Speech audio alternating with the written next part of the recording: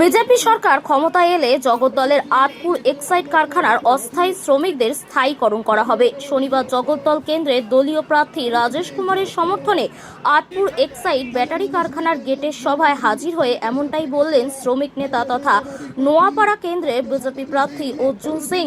তার অভিযোগ, 11 বছর ধরে এক্সাইড কারখানায় শ্রমিক ইউনিয়নের নির্বাচন হচ্ছে না, এমনকি বিজেপির ইউনিয়নকে ব্যান্ড করে দেওয়া হয়েছে। ইউনিয়ন অফিসের ঠিকানা নাকি খুঁজে পাওয়া যাচ্ছে না। তার দাবি, বিজেপি ক্ষমতায় আসার পর এক্সাইড কারখানার ওপর দুর্নীতির নজর রাখবেন রাজেশ কুমার। উক্ত সভায় হাজির ছিলেন দলীয় প্রার্থী রাজেশ কুমার ছাড়াও অন্যান্যরা। ব্যুরো রিপোর্ট, বাংলার কণ্ঠ। সরকার আসছে, আমাদের ডাক্তার সাহেব এখানকার বিধায়ক, এনার দায়িত্ব আছে। একটা শিক্ষিত মানুষ, এমন একটা মানুষ সিএ করেছেন, আইএস ছিলেন, আইএস ছেড়ে আবার আইপিএস হয়েছেন। তারপর ভাবুন, আমরা 140 বছরের পরিবার, আমার বাড়ির এড্রেস নাকি ও পায় না, আমার অফিসের এড্রেস কিন্তু পায় না, এরকম অবস্থা আছে। সব হিসাব হবে আর সব যোগ করে নেব। একটা শ্রমিকের একটা পয়সা যদি বাকি থাকে, এটা আমি যেহেতু আমাদের এক্সাইড ব্যাটারির যে ইউনিয়নগুলোতে প্রায় শেষ করে দিয়েছে এরা।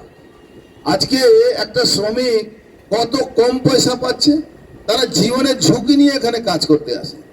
এখানে যত পলিউশন হয়, আশেপাশে যে কোনো সময় যে কোনো দিন একটা বড় দুর্ঘটনা হতে পারে। আমরা যদি তাদের নামে বারবার চিঠি করে পলিউশন ডিপার্টমেন্টকে সজাগ না করতাম, আজকে কিন্তু কয়েক হাজার লোক এখানে মারা যেত। শ্বশুর মশাই হয়ে গেছে, বাপের বাড়ি বানিয়ে দিয়েছে।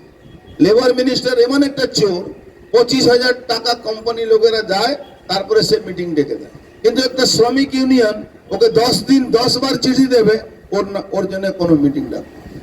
দুনিয়ার লোক এখানে যত বাইরে থেকে পয়সা নিয়ে নিয়ে এখানে চাকরি দেবে, আর কন্ট্রাক্টর লেবার থেকে টাকা নেয়।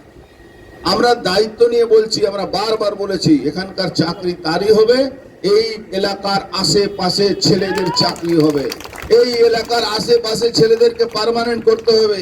এই এলাকায় যারা বসবাস করে সেই অ্যাড্রেসটা সেই অ্যাড্রেসটা এক্সাইড ব্যাটারি আর লেবার ডিপার্টমেন্ট সেই অ্যাড্রেসকে খুঁজে পাচ্ছে না। কেন? যাতে এখানকার শ্রমিকরা আওয়াজ তুলতে পারে।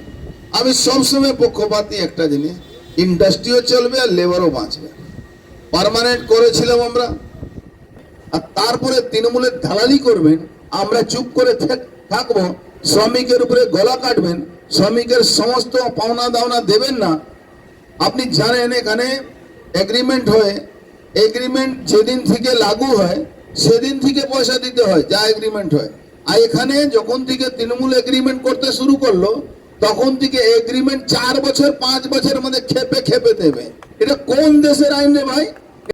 আজকে এক্সাইড ব্যাটারি গেটের সামনে প্রায় 1 বছর ধরে চেষ্টা করার পরে, যেহেতু ইলেকশন কমিশন এখন ক্ষমতায় আছে, তার জন্য আমরা এই এক্সাইডের সামনে আজকে মিটিং করার সুযোগ পেয়েছি।